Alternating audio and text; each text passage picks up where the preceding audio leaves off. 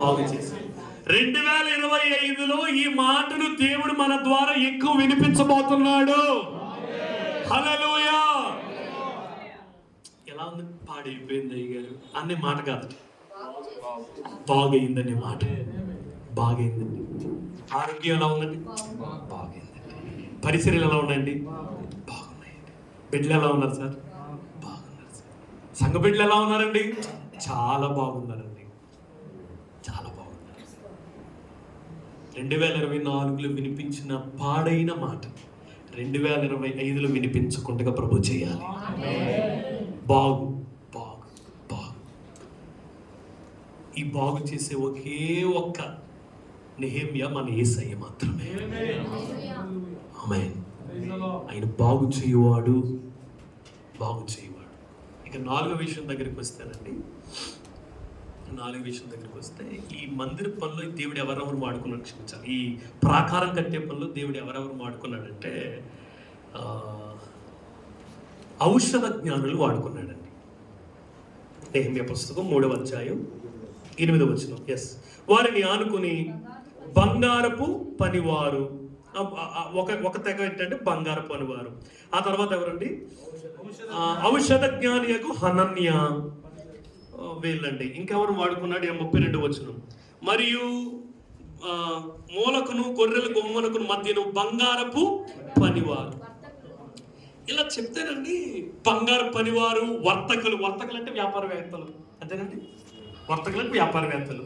ఔషధ జ్ఞాని అంటే డాక్టర్, అంతే కదండి. ఔషధ జ్ఞాని అంటే ఎవరండి? డాక్టర్స్. ఇలా ఇంకొక ఇలా చెప్పుకుంటూ పోతేనండి, వీళ్ళెవరైనా సరే రాడు పెట్టడం, రాడు మీద రాడు అతికించడం, అలా గోడ లేపడం, అసలు ఆయన మర్చిపోయి ఉండదు. 12వ వచనం.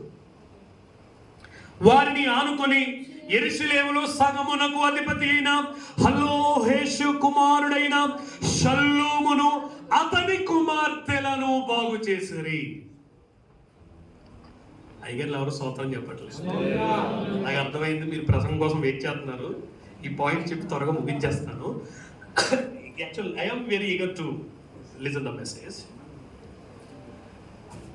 కుమార్తెలను ఒక ఒక ఒక బంగారు పనివారు ఉన్నారండి. ఇంకెవరు? ఔషధ జ్ఞానులు ఉన్నారు, వర్తకులు ఉన్నారు, కుమార్తెలు ఉన్నారు.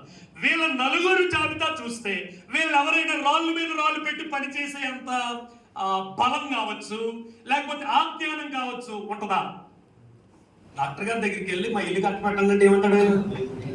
బ్లడ్ టెస్ట్ చేయమంటే చేద్దాం, ఇంజక్షన్ చేయమంటే జ్వరంగా ఉందంటే టాబ్లెట్ ఇస్తాం.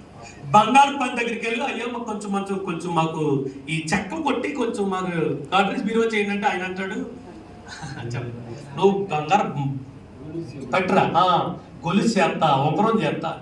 కుమార్తెలు తీసుకెళ్ళమ్మా, మీరు జాగ్రత్తగా పెద్ద 50 కేజీలు రాళ్ళు పెట్టి అక్కడ పెట్టండి.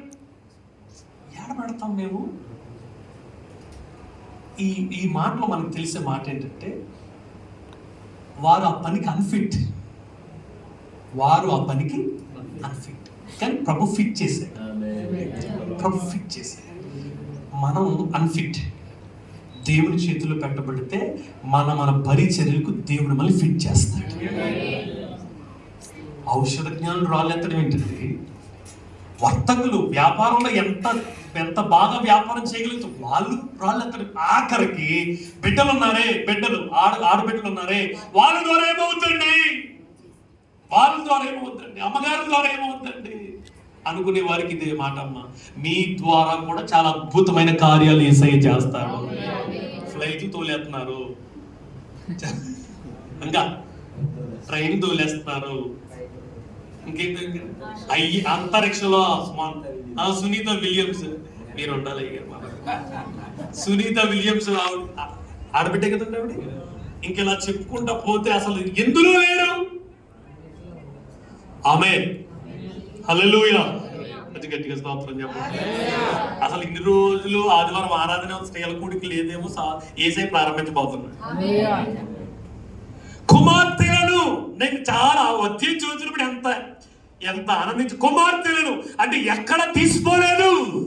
ఒక దెబోరా, ఒక న్యాయాధిపతి, ఒక యాయేలు, దేవుడు అలాంటి కార్యాలు మన ద్వారా కూడా చేయబోతున్నాడు. ఆమేన్. ఇన్ని 4 వస్తాయంటారు వీళ్ళు. హల్లెలూయా. కొంచెం గట్టిగా స్తోత్రం చెప్దామండి. ఆమేన్.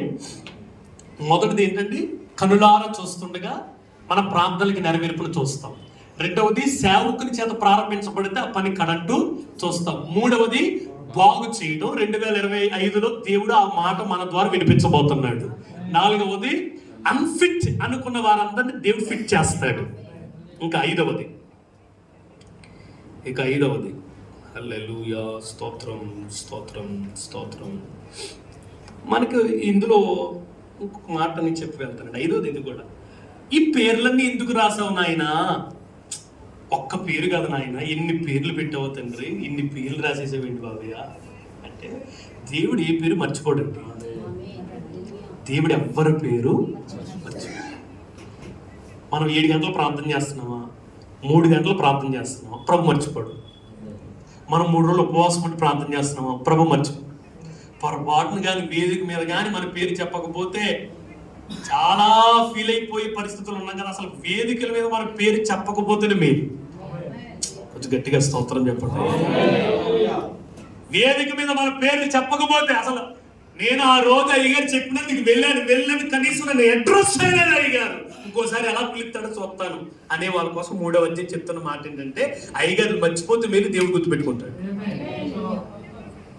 ఆమె గట్టిగా స్తోత్రం చెప్పండి. చర్చిలో కూడా ఇయ్యే బాధలు కదండి. చర్చిలో కూడా ఇయ్యే బాధలు కదా. చర్చిలో కూడా ఇయ్యే బాధలు కదా. ఏ బాధలు? అదేనండి, పలానా బ్రదర్ వచ్చి ఆ రోజు 7,000 రూపాయలు ఆ గుమ్మానికి ఇచ్చాడండి అని ఒక్కసారి అదటి చెప్పి ఇచ్చినప్పుడు చెప్పు మాట్లాడండి. ఆ తర్వాత చర్చింగ్ రోజు చెప్పు. ఆ రోజు ఒక రోజు ఎమ్మెల్యే గారు వచ్చారు ఇంతకి. ఎప్పుడు చర్చి కట్టి 10 సంవత్సరాలు అయిన తర్వాత ఒకసారి ఎమ్మెల్యే గారు వచ్చినప్పుడు చెప్పలేదంట. అందుకని ఆదివారం మానేసాడు ఆయన. ఇలాంటి బాధలను వేసే తీసేయబోతున్నాడు. ఎందుకంటే మన పేర్లు ఆయన రాయిపోతున్నాడు. మనం రహస్యంగా కొన్నిసార్లు ప్రార్థన చేస్తున్నాం, ఎవరికి కనిపించట్లేదు అనుకున్నాం, మనం ఎవరికి కనిపించట్లేదని ఆయన చూస్తున్నాడు. ఆయన రాస్తున్నాడు మన పేర్లు. మనం సేవకుడు పరిచయం చేస్తుంటే నా పేరుంది అయ్యారు, ఇది మీ పరిచయలో వాడండి అయ్యారు, మనం ఇచ్చాక రహస్యంగా కానుక. మన పేరు దైవజనుడు చెప్పలేదు కదా. ఎస్, అది ఒకవేళ ఎవరికి తెలియకపోవచ్చు. దేవుడు రాస్తున్నాడు ఆ పేరు. దేవుడు రాస్తున్నాడు ఆ పేరు.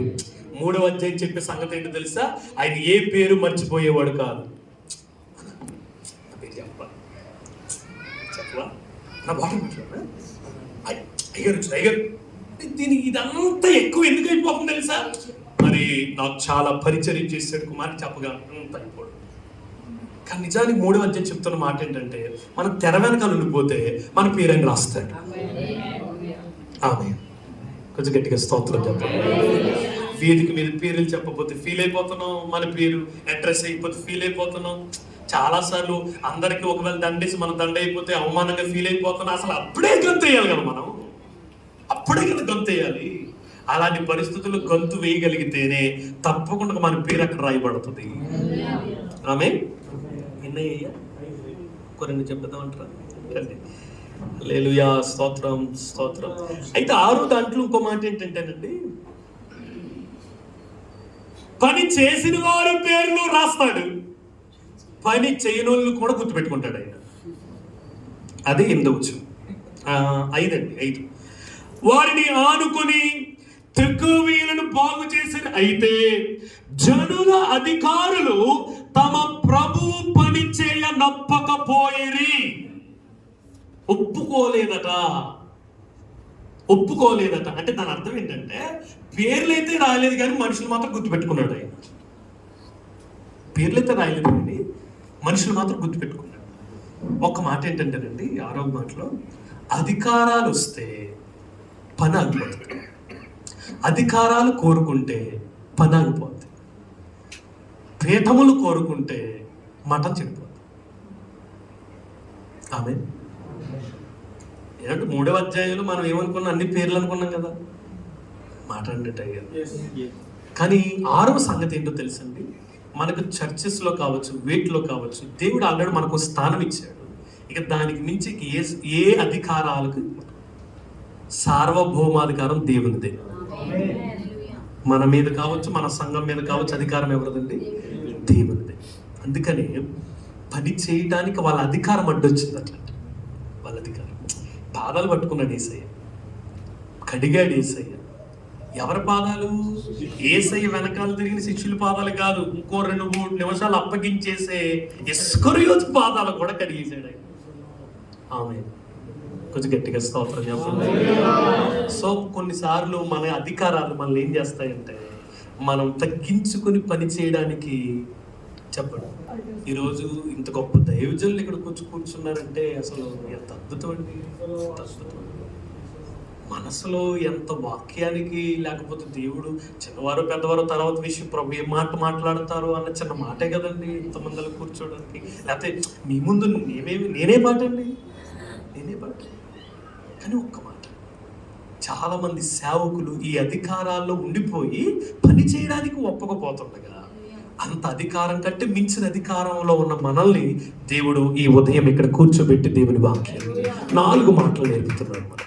ఒకసారి చేతులైతే మనం గట్టిగా స్తోత్రం చేయాలి. ఎన్నో సంగతులు సార్? 6 అయిపోయినాయండి, 7 ఉంటుందంటారా అన్న? చెప్పండి, ఏం చెప్తే 7. మనకు కొన్ని వచనాలు చూస్తానండి, ఇక్కడ ముగించేస్తున్నాడు 7 పాయింట్.